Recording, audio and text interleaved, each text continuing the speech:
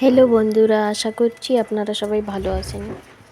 আজকে আমি বানাচ্ছি চিকেন মাহারানি আর ধনিয়া গার্লিক ফ্রাইড রাইস। তো প্রথমেই আমি কড়াই গরম হয়ে গেছে। এখন শুকনো লঙ্কা আর একটু সোম এগুলো গরম করে নিচ্ছি।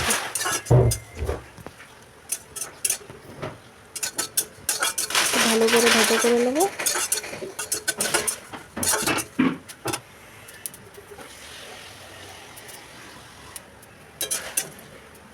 ভাজা হয়ে গেছে, নামাই দেব।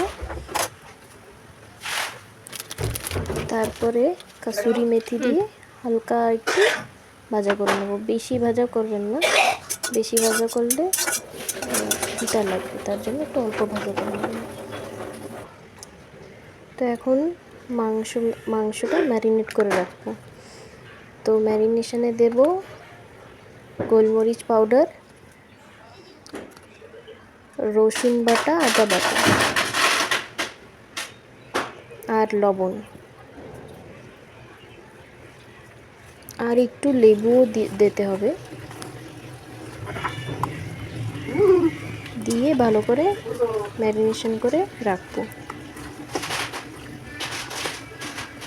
আধা ঘন্টার মতন।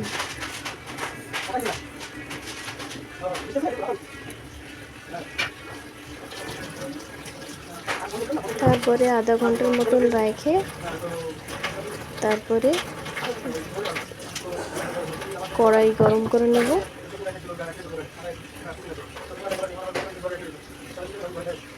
কড়াই গরম করে তেল দিয়ে দেব। তেলের ভিতরে তুলে তেজপাতা দিয়ে দিচ্ছি, দুটো এলাচি, দারচিনি আর একটু জিরা। এখন পেঁয়াজ কুচায় রাখছিলাম সেটা দিয়ে দেবো।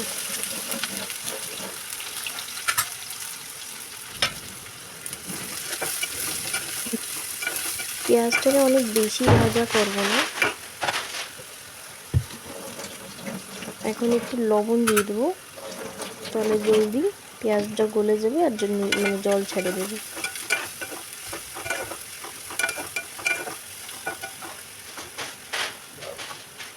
তারপর এখন মাংস দিয়ে দেবো।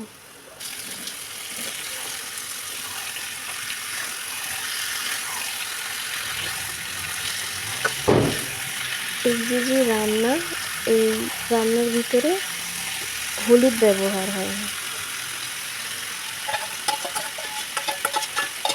তো ভালো করে নাড়াচাড়া দিয়ে পেঁয়াজের সাথে মিক্স করে দেবো মাংস।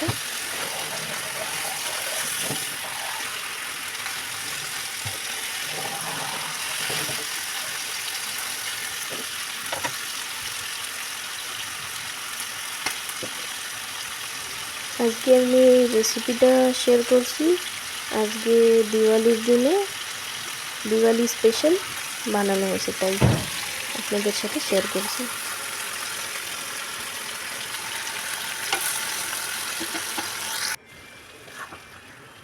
তো এখন কাঁচা লঙ্কা, কাজু আর ওই যে মশলাটা ভাজিয়ে রাখছিলাম এটা পেস্ট বানিয়ে নেব। প্রথমে শুকনোভাবে পেস্ট করে নিছি, এখন একটু দুধ দিয়ে তারপরে পেস্ট বানিয়ে নেব।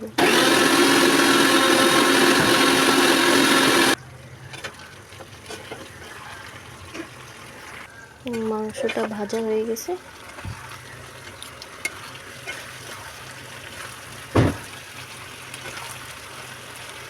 এখন যে পেস্টটা বানায় রাখছিলাম এই পেস্টটা দিয়ে দেবো। তারপরে একটু দুধ অ্যাড করে দেবো, অ্যাড করে তারপরে ঢাকা দিয়ে দেবো।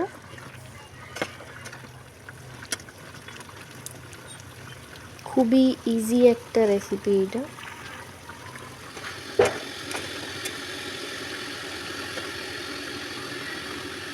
আমি একটু কিছু পরিমাণে একটু শুকনো লঙ্কার গুঁড়ি অ্যাড করে দিচ্ছি উপর দিয়ে।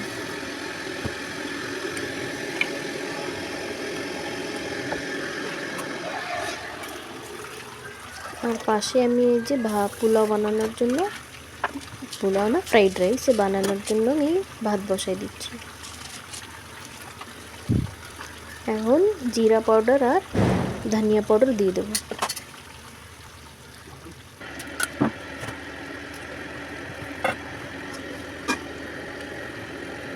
এই মহারানি চিকেন বানাইতে বেশি টাইম লাগবে না, শুধু ঘোচাইতে যতটুকু টাইম, রান্না করতে বেশি টাইম লাগে না। এখন একটু গোলমরিচ পাউডার দিয়ে দেবো। ব্যাস আমার মহারানি চিকেন রেডি।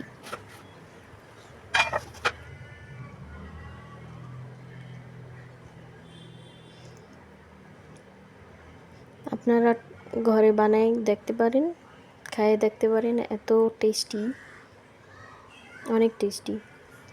আমার হাজব্যান্ড খায় বলে হোটেল ফেল, তার কাছে এত ভালো লাগছে।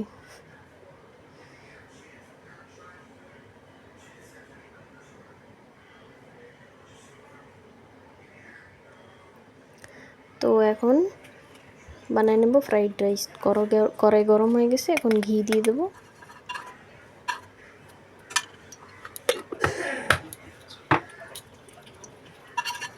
তারপরে রসুন কুচি করে রাখছিলাম সেই দিয়ে দেবো।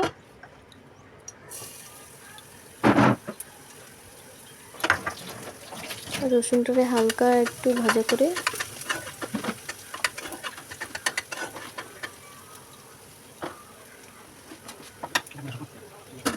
এখন যে ভাতটা রান্না করে রাখছিলাম এটা দিয়ে দেবো।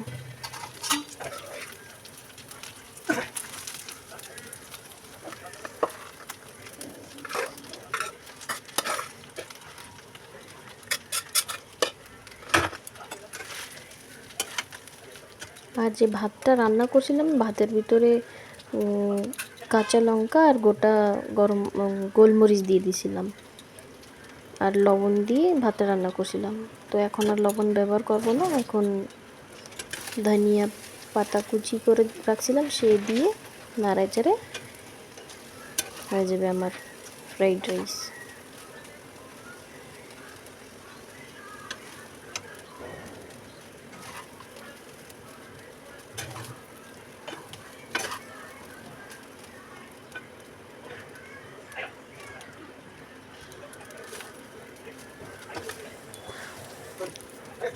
আপনাদের যদি ভিডিওটা ভালো লেগে থাকে, লাইক, শেয়ার, কমেন্ট, সাবস্ক্রাইব আর ফলো করতে